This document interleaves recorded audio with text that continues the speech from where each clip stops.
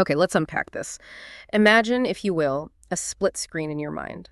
On one side, a place that gleams with statistical prosperity, promising safety and, a curated life. On the other, a landscape that looks a bit more rugged, perhaps less protected, but brimming with a kind of untamed energy. That stark visual is exactly where we're starting our deep dive today into a question that is, quite frankly, as old as freedom itself. It's this fundamental tension, right? It plays out in our individual lives, it shapes our communities, and it's deeply woven into the very fabric of our national identity.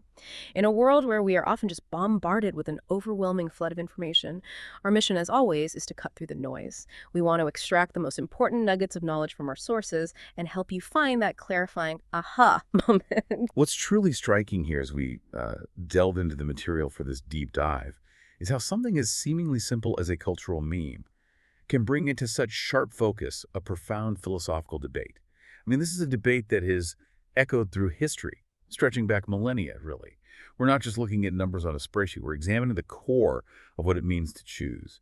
Choosing between living well-fed and safe within what the source describes as a well-built enclosure versus staying wild enough to matter. And that inherently means accepting the risks that come with an untamed existence. It's a choice, conscious or unconscious, that shapes societies and individuals alike. Absolutely. And to guide you through this fascinating journey, we're going to explore some striking real-world data points that bring this tension to life. Then we'll dissect a surprisingly potent cultural phrase that encapsulates this dilemma. It's quite something. From there, we'll visit a classic cinematic allegory, a film that honestly predicted much of this societal friction decades ago. And finally, we'll re-examine the profound symbolism of a national icon, a powerful gift from one nation to another. Our goal is to ensure you walk away from this deep dive not just informed, but with a renewed perspective on this enduring dilemma between security and freedom, really understanding its depth and pervasive influence. So let's kick things off with the core comparison that truly ignited the thinking for this deep dive. Our source material points to a viral split-screen meme, essentially, as it describes it, an accountant's ledger for human order. And it starkly juxtaposed two American states, South Carolina against California. On one side, you've got California, presented as this gleaming paragon of safety and statistical prosperity. It truly gleams on paper, as the source puts it, when you meticulously examine the metrics. Its residents enjoy measurably longer lives, they boast higher average incomes, and navigate significantly lower crime rates compared to many other states. It paints a picture of a meticulously managed existence, a place where the edges are smoothed, where risks are assiduously mitigated, and where a comfortable predictability seems to be the default setting for life. But then on the other side of that very same ledger, you have South Carolina, and by comparison, at least on the surface of the statistics, it looks, well, a bit more rugged.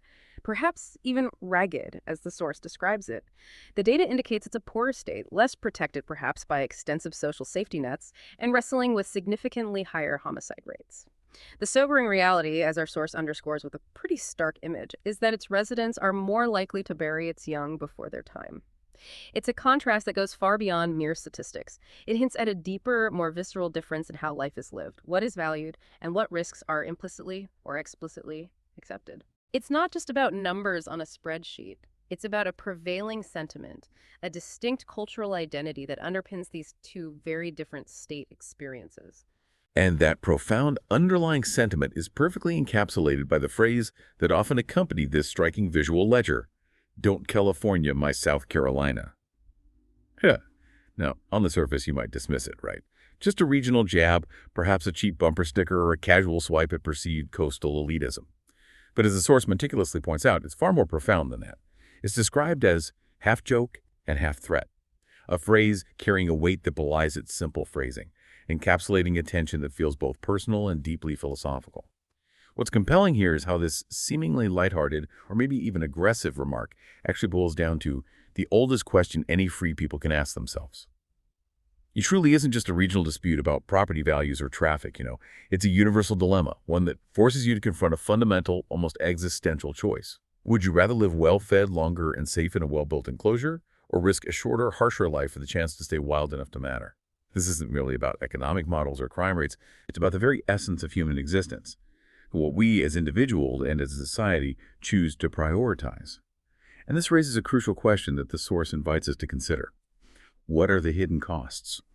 The perhaps intangible costs of that curated safety, that promise of a prolonged and comfortable life? Does the systematic reduction of risk, While it alleviates immediate suffering, does it inherently diminish something vital within us? Perhaps our resilience, our capacity for true self-reliance, or even our very sense of individual agency.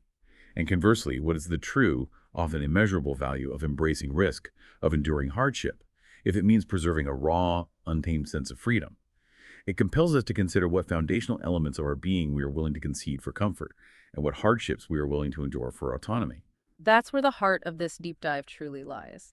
It frames the central metaphor that will guide our entire discussion: the zoo versus the wild. And this isn't just a catchy phrase, it's a powerful and evocative lens through which to view societal choices and the inherent trade-offs involved.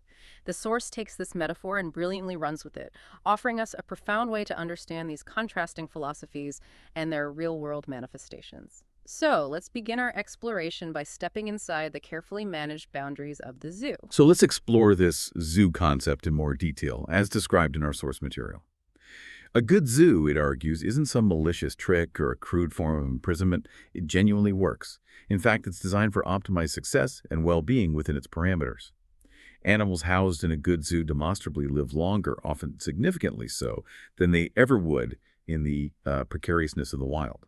They're consistently fed, meticulously sheltered from predators, and provided with advanced veterinary care that would be unimaginable in their natural habitat. The environment is carefully managed, every variable controlled, and crucially, they are surrounded with enough illusions of freedom that the fence fades into the landscape. The goal isn't overt imprisonment, but a comfortable, secure existence where the boundaries become almost imperceptible, blurring into the very fabric of their daily lives. And if we apply this metaphor to human society, the source makes a very strong, indeed almost undeniable case that California, in many ways, functions as America's best zoo.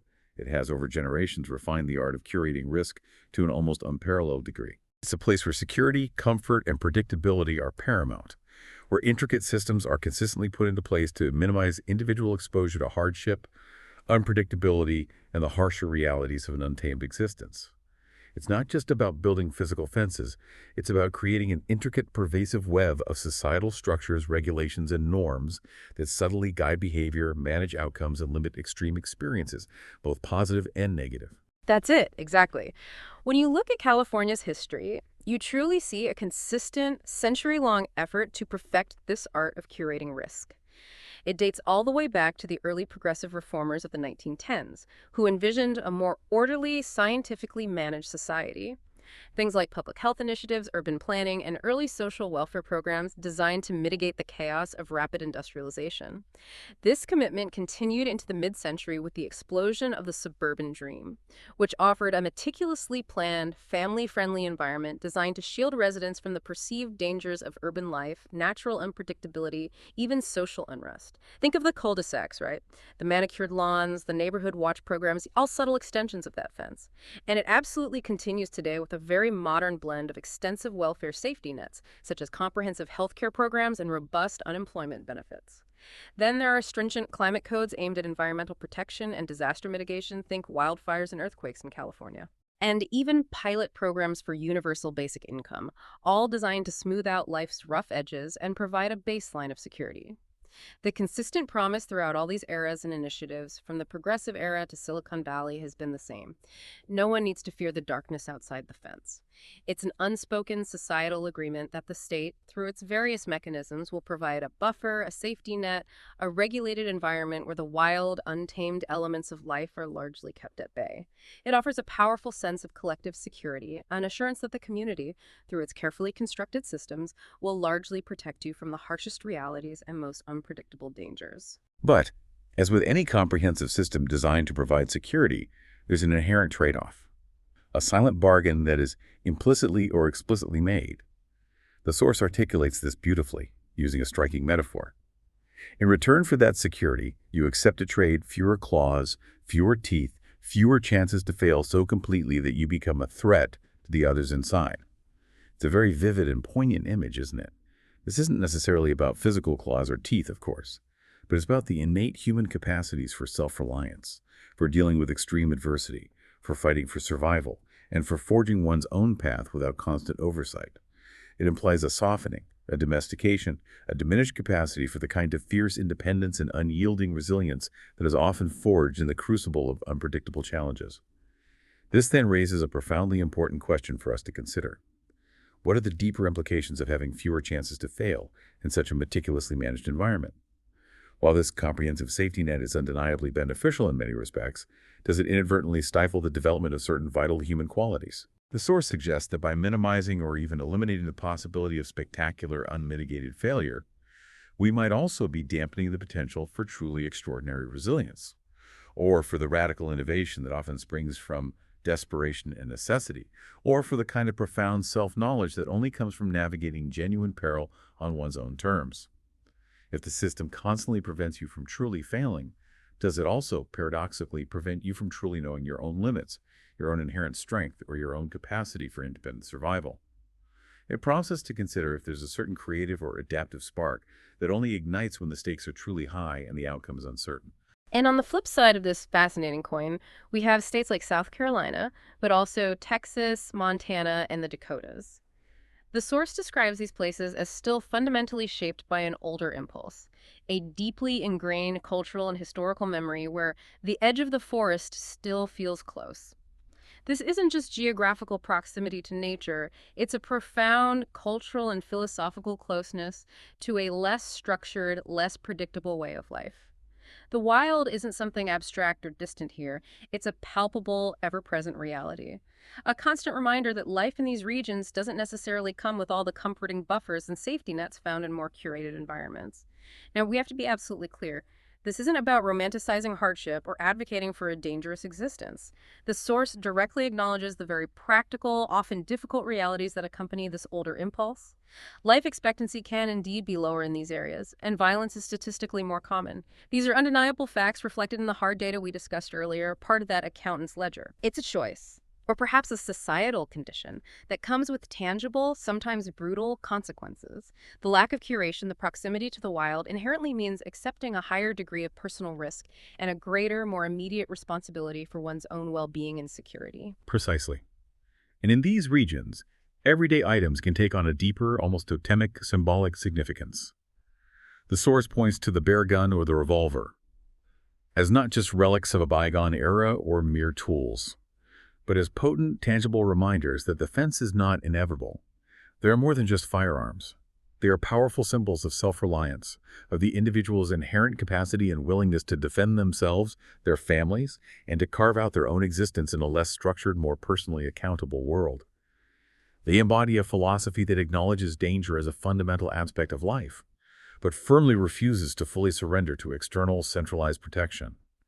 To live this way, as the source thoroughly explains, is to accept the possibility that life will be shorter, colder, less predictable. It means confronting the raw, unvarnished elements of existence head-on, often without the curated comfort or extensive protections of the zoo. But it's crucial to understand that this isn't solely about enduring hardship. It's underpinned by a profound and enduring belief, but also to believe there is something worth preserving in the raw freedom to stand alone when you must. This isn't about being antisocial or isolationist, but about valuing the capacity for fierce independence, for individual agency, and for the strength that genuinely comes from relying on oneself and one's immediate community when all else fails. If we connect this to the bigger picture, it strongly suggests a different kind of strength, one not cultivated by ease or comfort, but rather forged in challenge, in confronting the untamed aspects of life, and in having the profound resilience to navigate them without constant oversight or intervention. It's a ruggedness, a deep inner fortitude that is perceived as inherently valuable, perhaps even sacred. This tension between curated safety and raw, unpredictable freedom isn't just an American phenomenon, nor is it confined to abstract philosophical debates. It's a universal human dilemma. And artists, well, with their unique insights, often explore it with incredible prescience. Jean-Luc Godard, the brilliant and often provocative French filmmaker, understood this tension profoundly when he released his 1965 film Alphaville. It's a powerful artistic exploration of this very choice, presented as a stark, chillingly prescient dystopian allegory. Picture this. The film was released at the height of France's post-war technocratic boom, a period affectionately known as the Trente Glorieuses, 30 glorious years of unprecedented prosperity, rapid industrialization, and a strong, almost zealous belief in rational planning and systemic efficiency as the path to a brighter future. Into this optimistic, forward-looking atmosphere, Godard drops us, the audience, into Alphaville. This is a city entirely governed by Alpha 60, a sentient computer whose logic and order systematically eliminate poetry, contradiction, and unpredictability. Imagine a place where emotions are rigorously suppressed, where spontaneous thought is forbidden, where everything from human interaction to artistic expression is meticulously optimized for efficiency and predictability, all under the unblinking, cold eye of a machine intelligence. It's a world where the beautiful, messy, often irrational complexities of humanity have been systematically excised for the sake of perfect order. And the lives of the citizens within Alphaville are a chilling reflection of this rationalized, dehumanized existence. As the source describes with haunting precision, they live behind locked doors and surveillance corridors, each one humming with a simple code. Occupe, occupe libre. Occupe, occupe libre. It's a horrifyingly simple binary choice that defines their very being. You're either occupied, meaning controlled, accounted for, integrated into the system's logic, performing your pre-assigned function, or free, in a very specific, chillingly limited sense, meaning you are currently available for the system's purposes, awaiting instruction. The profound, chilling implication is that you are never both. You cannot be truly occupied with your own unique, unpredictable thoughts and desires, your own internal life, and simultaneously genuinely free in a way that challenges or escapes the rigid confines of the system. The guardians of this city are the only ones allowed to carry weapons, and their primary role, disturbingly, is not to protect from external threats, but as the source notes, to keep the animals safe from themselves. This is the ultimate curated safety, isn't it? A paternalistic control where even your own impulses, your natural human tendencies for passion or irrationality, are seen as a potential threat to the collective order and must be suppressed. The city itself is clean, rational, carefully engineered to offer a long, placid life if you surrender your wildness. It's the ultimate zoo, where comfort, longevity, and predictable harmony are guaranteed. But the devastating price is the very essence of unpredictable, passionate, contradictory human nature. But into this meticulously controlled, sterile environment steps Lemmy Caution, a grizzled, trench-coated detective from the outer nations, those untamed places that still lie beyond the computer's reach, beyond the cold logic of Alpha 60. He doesn't just bring a gun, he smuggles in a revolver and scraps of poetry the machine mind cannot parse. This is such a powerful, almost revolutionary image. A tool of raw, unpredictable force, a symbol of individual power and a capacity for violence that defies order, alongside the very essence of human irrationality, beauty, and emotional depth. He brings the wild back into the zoo. Lemmy Caution becomes a profound symbolic figure in the narrative. He is the reminder that no fence is perfect, that some animals will still claw at the door marked libre, that the price of comfort is always teeth. He embodies that unyielding spark of freedom, the inherent human desire for the unpredictable, the irrational, the dangerous, even if it might lead to self-destruction or chaos. He is the monkey wrench in the perfect humming machinery of Alphaville, demonstrating that pure logic and perfect order cannot fully account for or suppress the irreducible human spirit. He represents the defiant refusal to be domesticated, reminding us that there is always a cost for complete comfort. And Godard's film wasn't just a clever sci-fi flick or a stylistic exercise.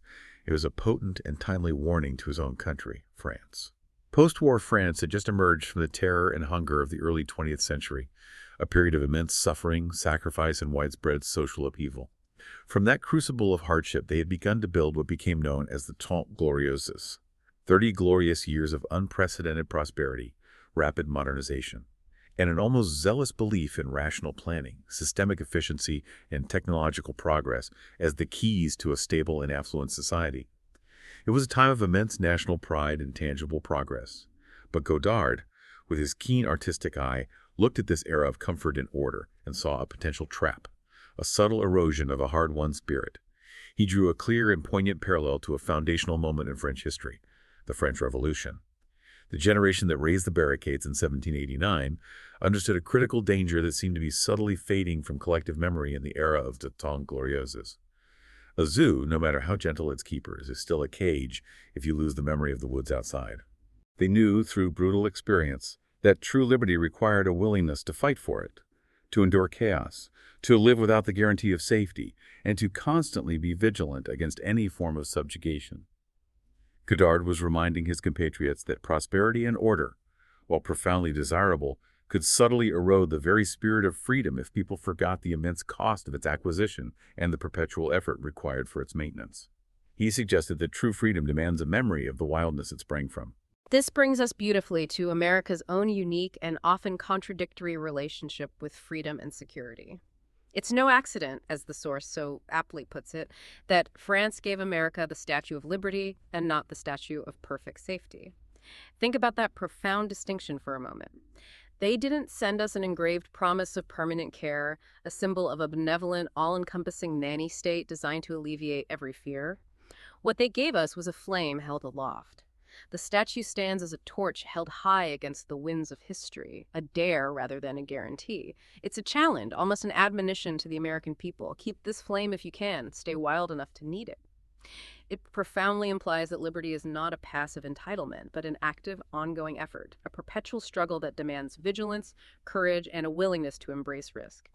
It's also incredibly worth noting the uniquely American addition to that original message, the iconic poem by Emma Lazarus, etched onto a plaque inside the statue's pedestal, with the unforgettable lines, "Give me your tired, your poor, your huddled masses yearning to breathe free." While profoundly compassionate and defining of America's welcoming spirit, embodying a beautiful ideal, it subtly, yet significantly, shifts the original emphasis. It transforms the message from a fierce challenge of maintaining freedom through struggle to one of providing refuge and comfort, a safe haven from persecution and hardship. It's a nuanced evolution from stay wild enough to keep this flame to come here, and we will protect you from the wildness you endured. This highlights a fascinating, perhaps even paradoxical, evolution in how America perceives and articulates its own foundational promise. And this nuance, as our source keenly points out, speaks to America's true inheritance, which, according to the material, was never British garden walls or class hierarchy. It wasn't about established, orderly systems of inherited privilege or predetermined social structures. Instead, our deepest inheritance, the very bedrock of the American experiment, was the French instinct that freedom is a brutal wager. It's a perilous gamble, an all-in bet on the unpredictable nature of liberty, where the outcome is never guaranteed. This foundational understanding was evident from the very beginning of the American experience, particularly in the encounters of the early European settlers with the untamed continent. The first Puritans who crossed into the New World, for instance, harbored a profound fear of the wilderness, often more intense than any trepidation they felt towards the native tribes they would encounter. They perceived the sprawling, unmapped forest not just as a physical challenge, but as a moral abyss. No fences, no kings, no keepers, no hedge against failure. In Europe, society provided a visible framework. The church, the monarchy, the lord of the manor, all offered a sense of order and consequence. But the American wilderness offered none of that. It was a place of utter unpredictability, where the established order of Europe simply dissolved.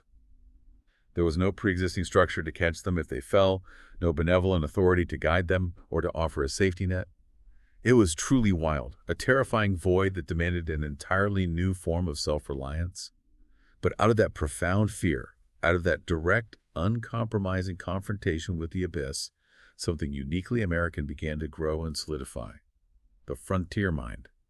This isn't just a historical footnote. It's a deeply embedded archetype in the American psyche.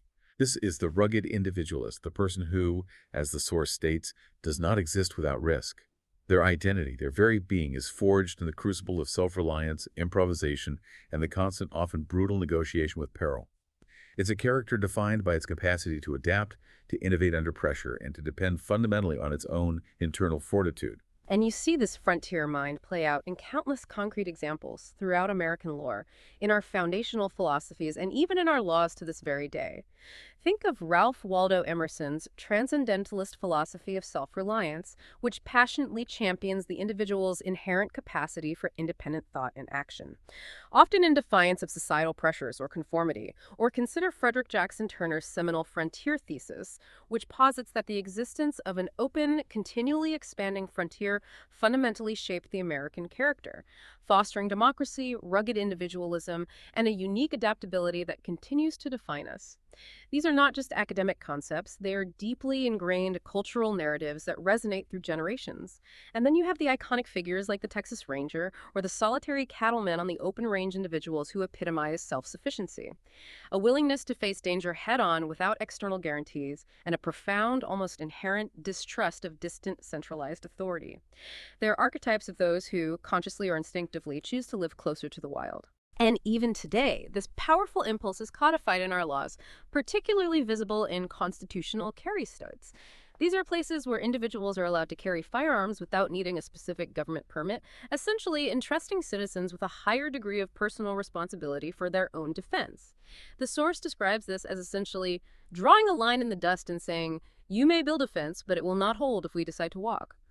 It's a bold assertion of an unyielding right to individual liberty, even when it comes with increased, often unpredictable, risk, a direct challenge to the very idea of a perfect, inescapable zoo. This core tension, the persistent push and pull between the wild and the zoo, echoes throughout our culture in surprising and often poignant ways, extending beyond state lines and into the very narratives we tell ourselves.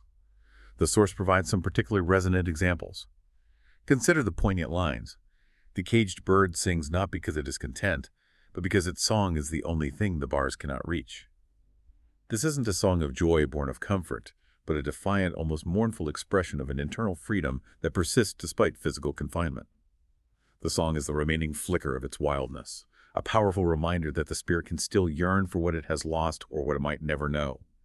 Or think of the classic literary trope of the madwoman in the attic. She is described as perfectly kept, well-fed, well-washed, safe from the cold, but never free to run into the woods that would probably kill her sooner than her padded cell. This highlights a brutal, almost insidious choice. Safety and comfort, when entirely curated and enforced, can come at the devastating cost of genuine liberty.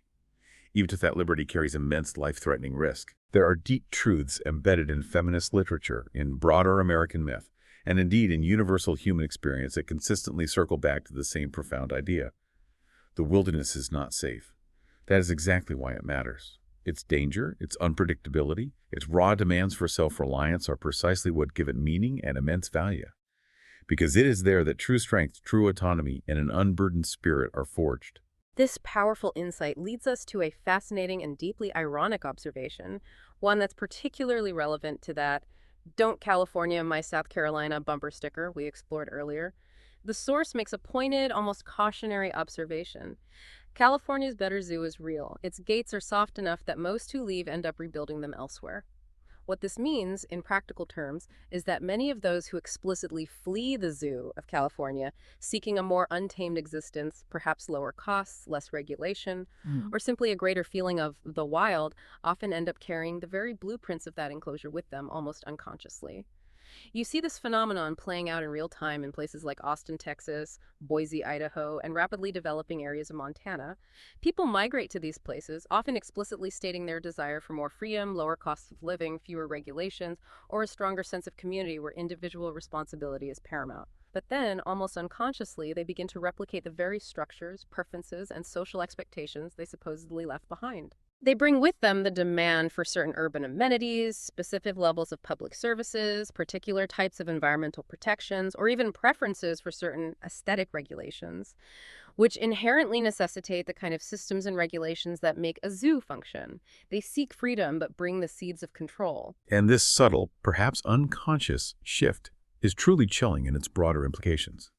The source illustrates it as a gradual progression, a slow creep of domestication.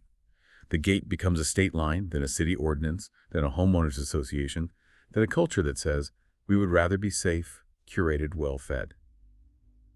What begins as an individual, often fervent escape from one specific zoo, subtly, almost imperceptibly, morphs into the collective unconscious creation of another.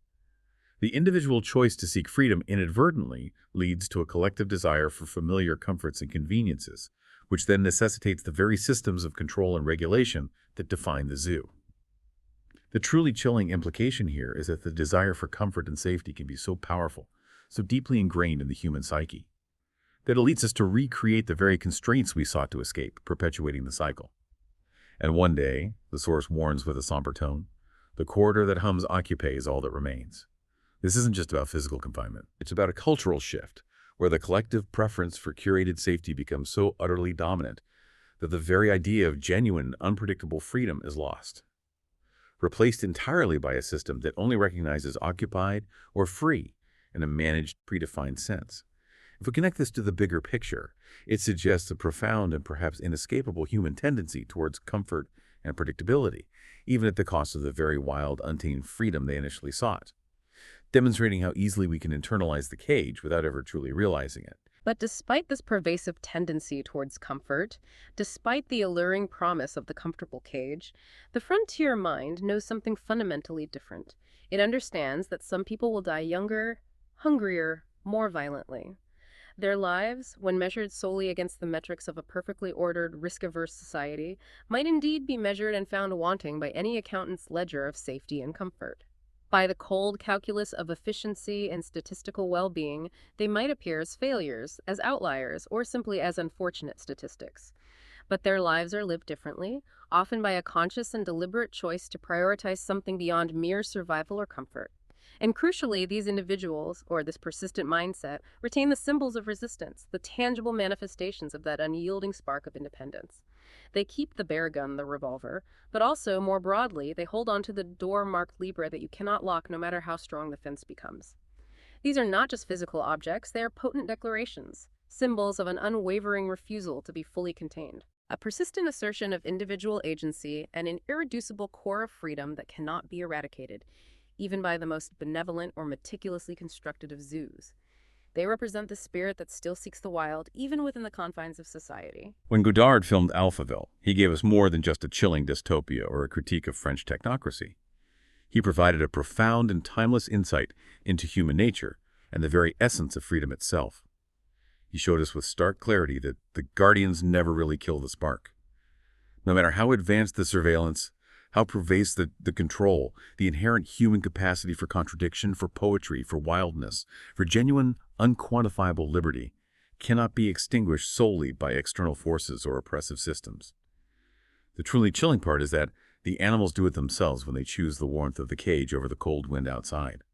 The decision to surrender freedom for comfort, to embrace the perceived security of the enclosure, is an internal one, a gradual process of self-domestication that often happens without conscious awareness. And in that context, the Statue of Liberty, that powerful flame held high in the harbor, stands for nothing if no one remembers what it truly means to stand under it without a keeper. If we forget the inherent risks, the active responsibility, the necessary struggles for liberty, then the symbol itself becomes hollow, a mere monument to a forgotten ideal. What's truly fascinating here is the profound responsibility Godard places squarely on the individual, not just on the systems or the government, to maintain that spark of freedom. The choice ultimately is a personal one, endlessly reiterated in our daily lives. So to bring this all together, the fundamental choice presented by our source material is stark, clear, and utterly profound. It posits that liberty, equality, and brotherhood belong to the wilderness, not the pen. These aren't values that can be fully cultivated, guaranteed, or truly experienced within the confines of a perfectly ordered, risk-averse system. They thrive instead in the unpredictable, challenging, and often dangerous spaces where true autonomy is forged, where individuals must rely on themselves and their immediate communities, and where the raw elements of human existence are confronted directly. So what does this all mean for us, for you, as you navigate your own lives and the constantly evolving landscape of society? You are, in myriad subtle ways, constantly presented with this choice between embracing a curated safety or risking the unpredictable, untamed wild. That is the choice. Live free or zoo. Hashtag outro. We've spent this deep dive exploring how this fundamental tension between safety and wildness, between security and freedom, plays out. In stark state-level statistics, in the chillingly prophetic vision of a 1960s French film, and even in the very symbols of American liberty, this deep dive wasn't about telling you which path to choose, but rather about illuminating the profound nuances of that choice, showing you the hidden costs and the invaluable aspects on either side of that existential ledger. And this raises an important question for you to ponder long after our deep dive ends. As you navigate your own choices, both the grand ones and the seemingly small ones, where do you personally find your line between comfort and the raw, untamed possibility of the wilderness? What does libre, that potent French word for free, truly mean to you in your own life, your own community, and your own mind? And perhaps most importantly, what are you truly willing to do? What small daily acts or larger stands to keep that door from humming occupe in your own existence, ensuring your spark of wildness endures? Think about that. Until next time, keep digging, keep questioning, and keep exploring.